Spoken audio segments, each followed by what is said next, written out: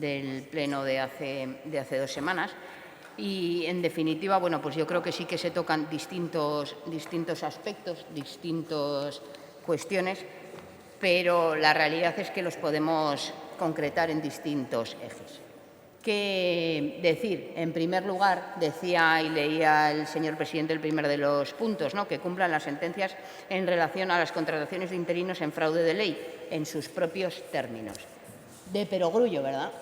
Que se cumplan las sentencias parece que es de perogrullo. Bueno, pues según las conversaciones mantenidas por el Grupo Socialista, votarán en contra de cumplir las sentencias en sus propios términos. Parece ser que están de acuerdo en cumplir las sentencias solo si les gustan o solo si determinan que no se deben quitar unidades a la educación concertada. Porque efectivamente no pretendo traer aquí un debate sobre temas jurídicos, sino que lo que pretendo hacer aquí es un debate sobre temas políticos.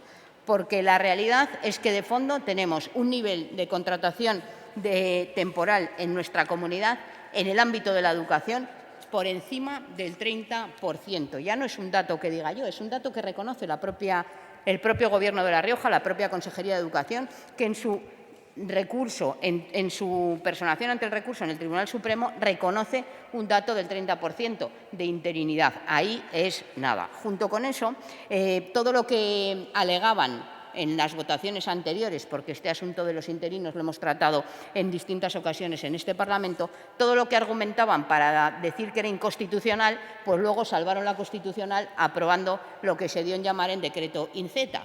Y a partir de entonces, pues vienen a seguir aplicando la ley a su libre albedrío. Y digo a su libre albedrío porque tenemos problemas de ejecución serios con determinadas personas. Este debate lo hemos tenido en referencia a la reducción de la temporalidad en dos aspectos. Por un lado, la reducción de la temporalidad en lo referido a las plazas y, por otro lado, lo que es aún más importante, referido a las personas. Y por eso planteamos, por un lado, que cumplan las sentencias y que determinen qué estabilidad se le va a dar al personal interino docente que ya ha ganado las sentencias ante el Tribunal Supremo y, por otro lado, que se centren. Porque esta mañana el señor Uruñuela le daba lecciones, creo que era a la diputada de Ciudadanos, sobre la jerarquía normativa y decía: la ley orgánica está por encima de la ley ordinaria. Lo sabe hasta su nieta de no sé cuántos años, de 5 o 6 años. Bueno, pues también no sé si de 4 años, pues es que será de altas capacidades su nieta seguramente. Pero, en cualquier caso, también lo sabe cualquiera que haya estudiado un poco de ordenamiento jurídico, no hace falta estudiar Derecho, y que se sepa un poco las fuentes de derecho y aquello de la jerarquía normativa, y por encima incluso de nuestra norma constitucional está la normativa de la Unión Europea. No porque sea una cuestión de derecho natural, sino porque es una cesión que nuestro propio Estado hizo con respecto a eso. Y de hecho, el letrado de la Comunidad Autónoma de La Rioja, en ese recurso del Supremo, viene a decir que tiene un conflicto porque tiene normas aplicables contradictorias entre sí. Y esta es la situación en la que nos encontramos. Por eso, lo que hay que abordar es, por un lado, garantizar la estabilidad de todo ese personal, que no nos olvidemos y reiteramos, decía ayer también el señor Uruñuela en esa comparecencia en la que yo sí que estuve casi en su totalidad, ¿verdad, señor Uruñuela?, que confiáramos en los docentes. Tanto es así que confiamos en los docentes que, a pesar de que, según ustedes, no hayan cumplido el principio de igualdad, mérito y capacidad, cosa que yo no comparto, porque la gran mayoría de los docentes que imparten durante años en nuestra comunidad autónoma han aprobado oposiciones, si no una, en varias ocasiones, siempre que se les haya dado la oportunidad. Porque ahora nos encontramos con un decreto que, en mi opinión, es totalmente contradictorio, porque, por ejemplo, dice que, y por eso ni tan siquiera lo tiene que hacer el Gobierno de La Rioja, tenemos que instar al Gobierno de España, dice que solo computará las oposiciones aprobadas a partir del 2012 y no las oposiciones aprobadas con anterioridad, generando una desigualdad importante con respecto a comunidades autónomas que a lo mejor sí han ofertado en ofertas de empleo público plazas determinadas. En nuestra comunidad tenemos gente que lleva más de 16 años de interino y que no ha podido presentarse en La Rioja a ninguna oposición porque no han salido. Estoy refiriendo a determinadas especialidades. Por tanto, Llegó el momento de hacer justicia, de estabilizar plazas, pero también estabilizar las condiciones laborales de las personas. Los contratos en fraude de ley conllevan obligaciones legales. No podemos pedir, por un lado, que hayan estado, como han estado, a máximo rendimiento en las condiciones más duras durante la pandemia y luego decidamos echarlos a la calle, incluso aún contra la opinión del Tribunal Supremo.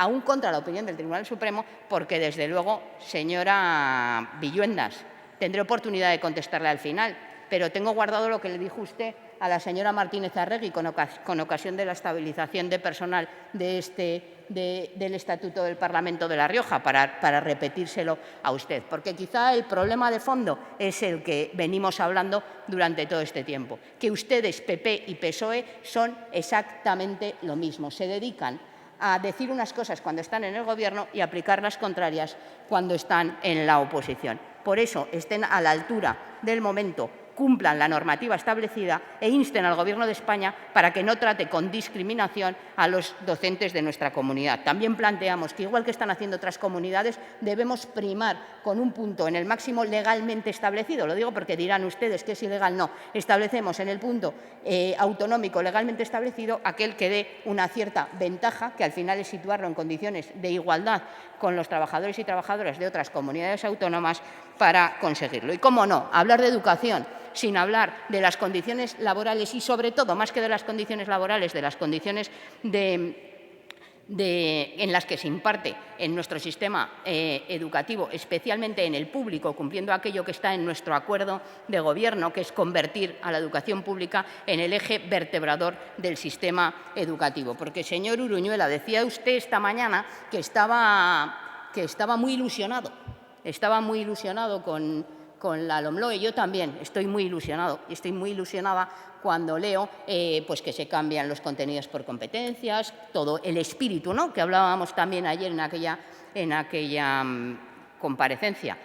Pero la verdad es que cuando vengo aquí y veo lo que vota el partido que sostiene al Gobierno, pues se me pasa la ilusión echando virutas. Y se me pasa la ilusión echando virutas porque votar en contra de lo que pactamos en nuestro acuerdo de Gobierno para reducir la ratio, consolidando la ratio de 20 alumnos máximo por aula para el segundo ciclo de educación infantil, que se consolide la de 23 por aula para la educación primaria y que se consolide la ratio de 27 alumnos máximo por la educación secundaria obligatoria, que lo tenemos firmado en el acuerdo de Gobierno y que también anuncian que van a votar en contra, que estén ustedes en contra de reducir ratios. Pero es que, de verdad, cómo cambian las cosas, ¿verdad?, de ver las cosas desde fuera a verlas cuando están en el Gobierno. ¿No le va a dar vergüenza, señora Villuendas, venir a decir que están en contra de que se reduzcan las ratios en aquello que usted y yo, personalmente, nadie más, usted y yo, que era responsable, secretaria de Educación del Partido Socialista en aquel momento, pactamos en una ardua negociación, suscribimos y firmamos, y que ahora vienen ustedes a votar en contra?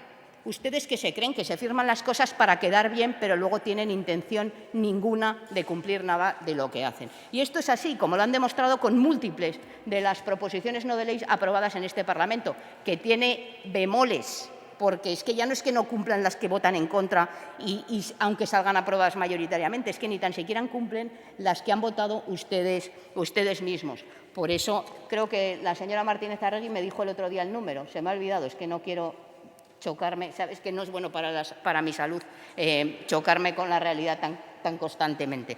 Por tanto, bueno, otro asunto fundamental que viene aquí, que es, junto con la reducción de las ratios, ese cumplimiento de nuestro acuerdo en que no se sostengan con fondos públicos los centros que segregan por razón de sexo y por razón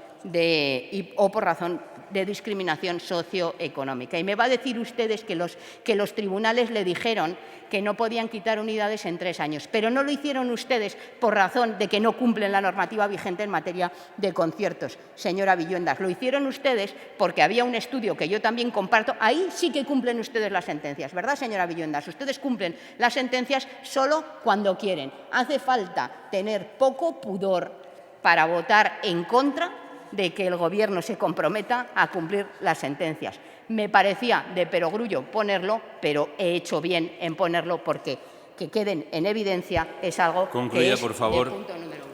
Muchas gracias, señora Moreno. Se ha presentado para este debate una enmienda por parte del Grupo Parlamentario Mixto, que la secretaria segunda de la mesa dará lectura a la misma.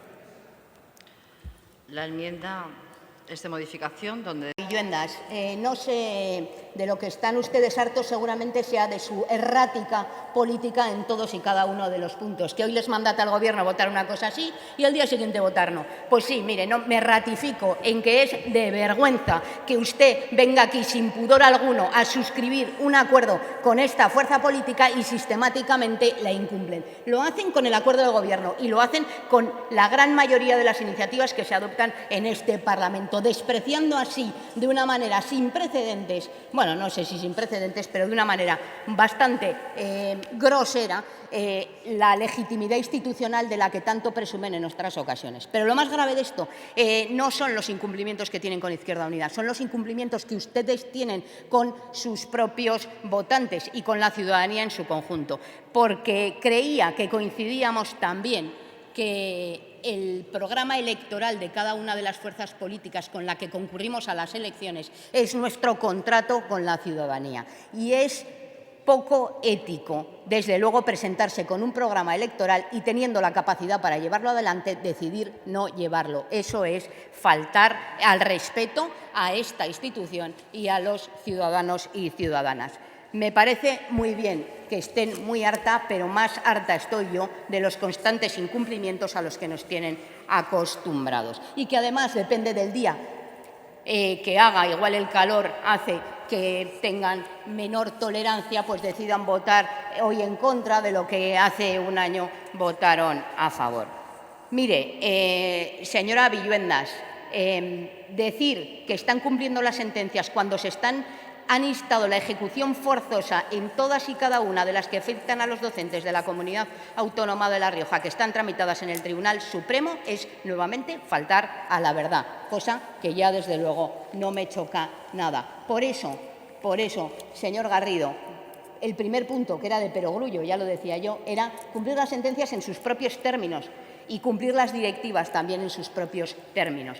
Estoy segura, señora Villuendas, que conoce usted la legislación en materia educativa, porque me consta que tiene conocimiento al respecto. Pero también les diré, lo hablaba al principio, la jerarquía normativa y la transposición de las directivas europeas es una obligación que la Unión Europea impone. Tanto es así que cuando no se transponen las directivas no se soluciona creando una ley que yo digo que cumple el espíritu de la directiva. Se sanciona haciendo que la directiva sea de obligado cumplimiento y aplicación en el ordenamiento jurídico español. Es decir, en la medida en que no se transpone, se integra y pasa a formar parte directamente, una vez vencidos los plazos, del ordenamiento jurídico español. Por tanto, decir también que van a incumplir la directiva porque ya han aprobado una ley para enmendar la directiva, pues desde luego es nuevamente una cuestión que la nieta del señor consejero le explicará, que también forma parte del ordenamiento jurídico y también le es aplicable. Mire, hablaba usted de que es un riesgo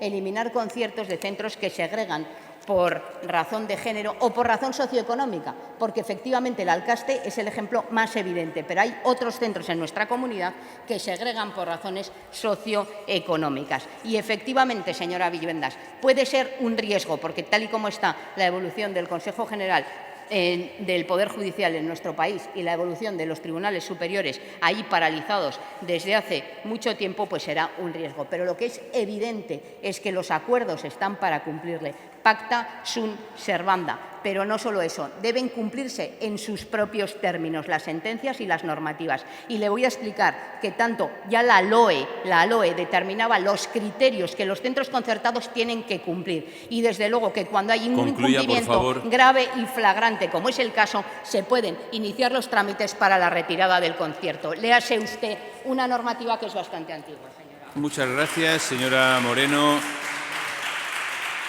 Finalizado el debate, vamos a proceder a la votación. Sí, señor Garrido.